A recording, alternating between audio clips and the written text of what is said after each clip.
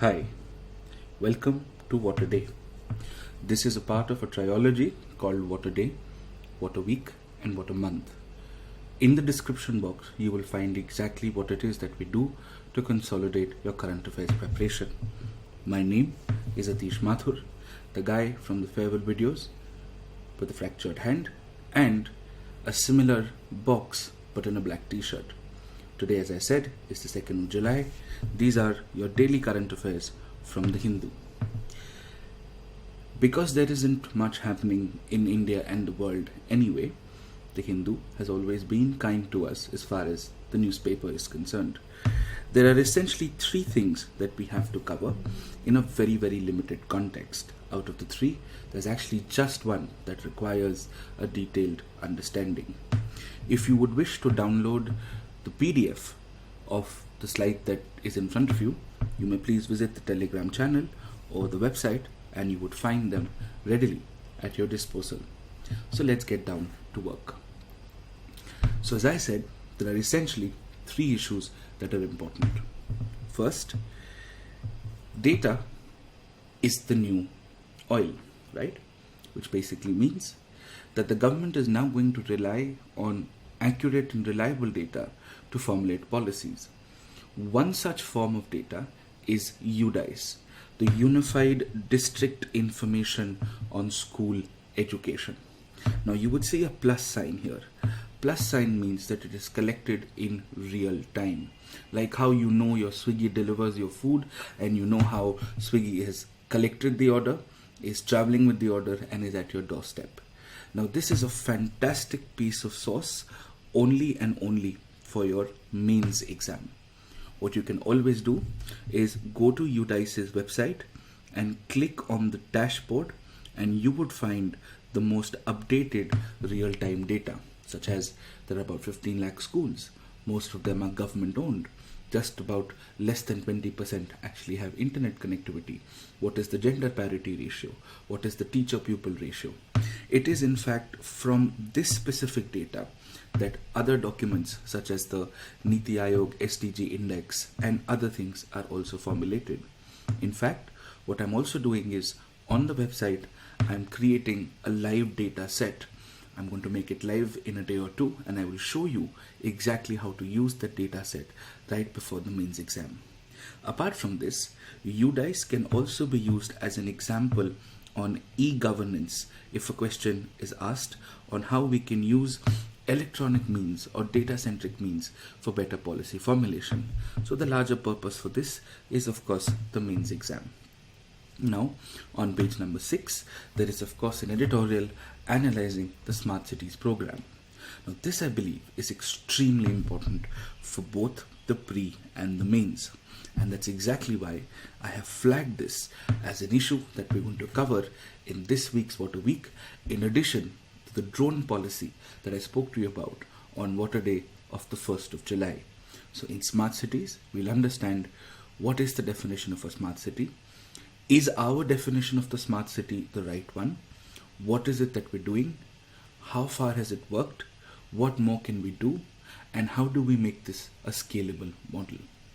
And thirdly, this is an age-old dragged topic where there is an advocate who's written about the dynamics of the relations between the center and the Delhi government, which I will of course cover today.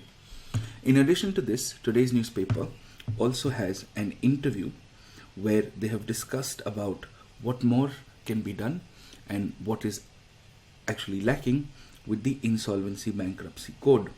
Now this has been done to far too great an extent, and I've also done a couple of water weeks around it, and once we are closer to the mains exam, I will do a full issue analysis of bad debts and debt resolution in the country, of which IBC is one of the ways to make it better. So in a sense, in today's newspaper, there's just one quick revision point, which is Delhi versus the center. So let's get down to it. You see, if you've seen the movie Superman, they often say, oh, it's a man. Oh, it's a bird. No, it's Superman.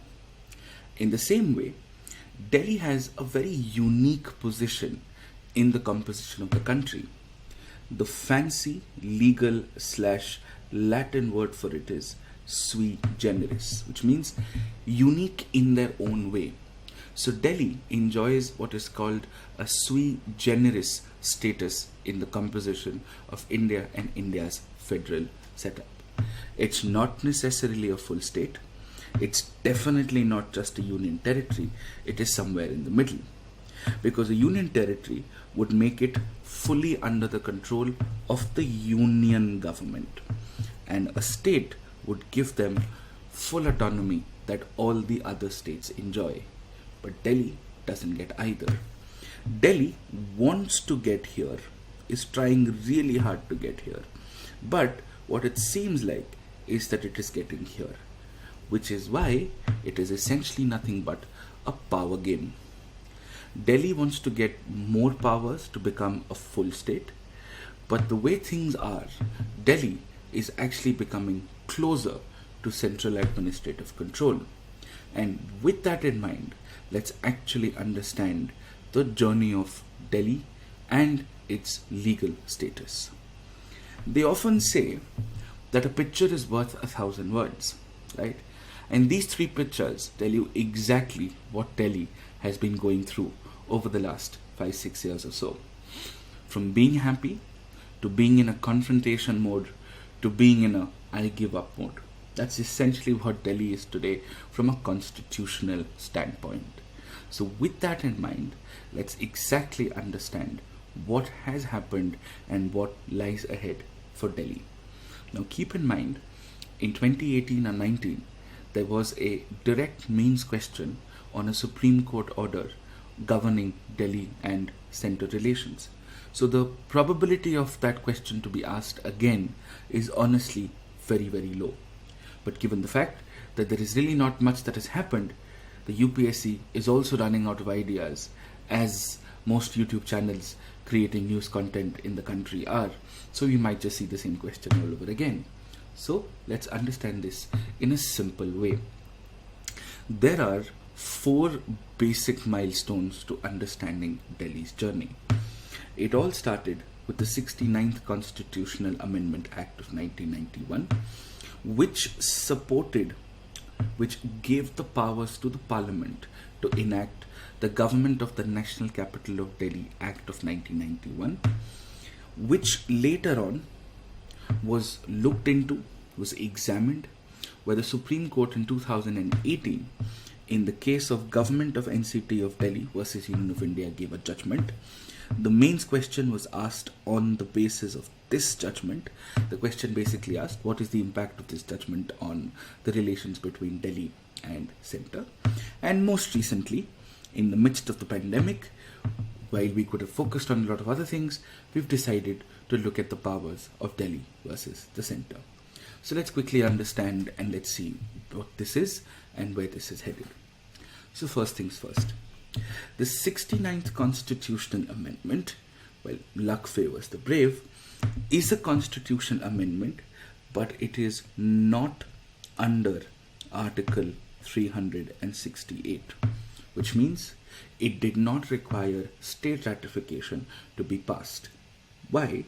Because it does not change the powers of other states with respect to Delhi. It only and only looks at Delhi and the changes of the status of Delhi. So this is why from now onwards, Delhi is not just going to be called a union territory plus X. Delhi is going to be called the national capital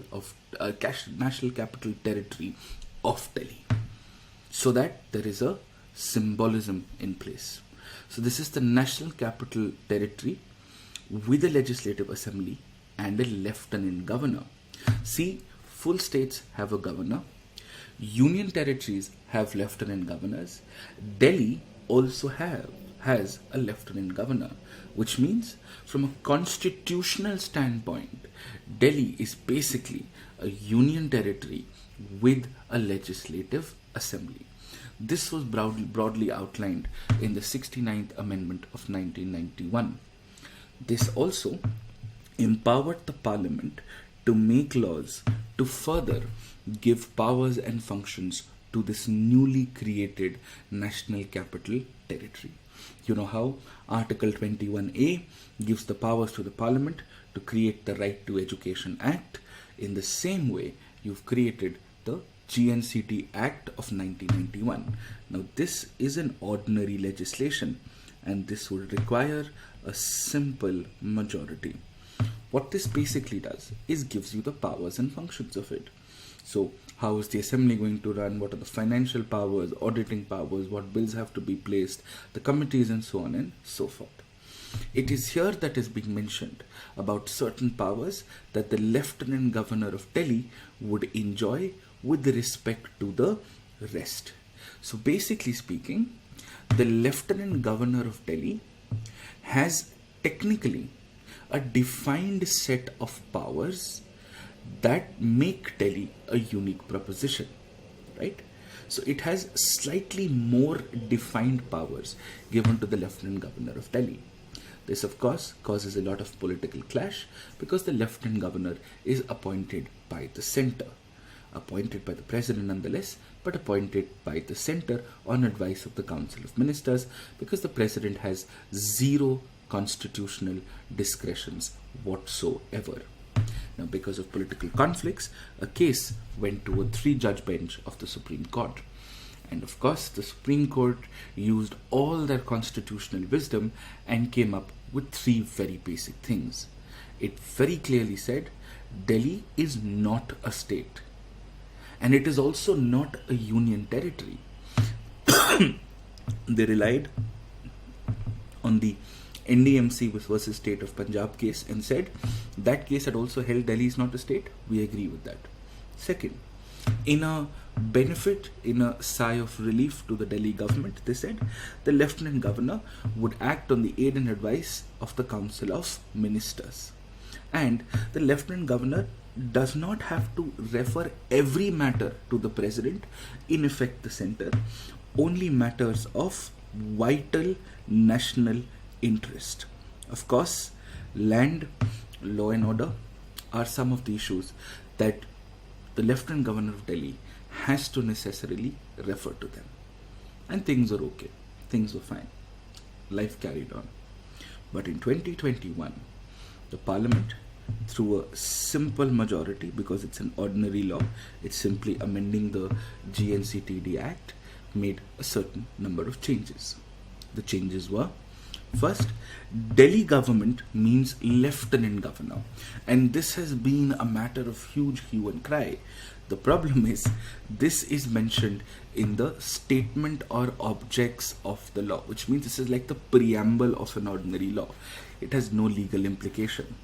The real problems, as highlighted in today's Hindu editorial, is that the Delhi Assembly rules must be consistent with the Lok Sabha rules, which means whatever the rules of the Lok Sabha are must necessarily be the same as that of the Delhi Assembly. In fact, it's actually the other way around. Delhi Assembly rules must exactly be the same as Lok Sabha rules. And that is why Delhi Assembly lacks the independence and the clarity to have their own rules or frame their own procedures to run parliamentary proceedings in their house. Thirdly, and this is a funny one, the Delhi Legislative Assembly cannot constitute a committee to inquire into the day-to-day administration of the National Capital Territory of Delhi.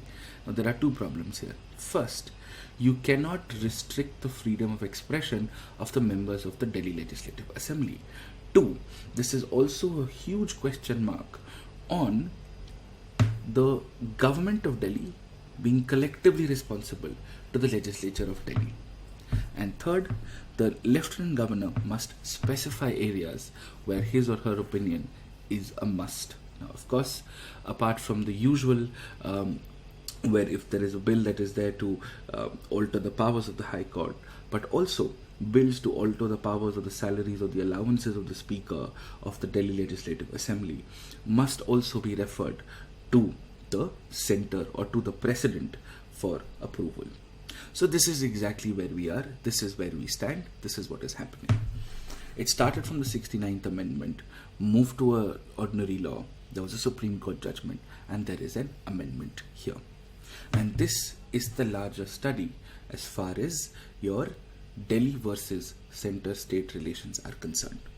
You can also quote this as an example on a larger question on center-state relations, but that's pretty much it. These are the only 4 basic things that have happened. Thank you for watching, and please subscribe to the channel. That's the only hope. Thank you.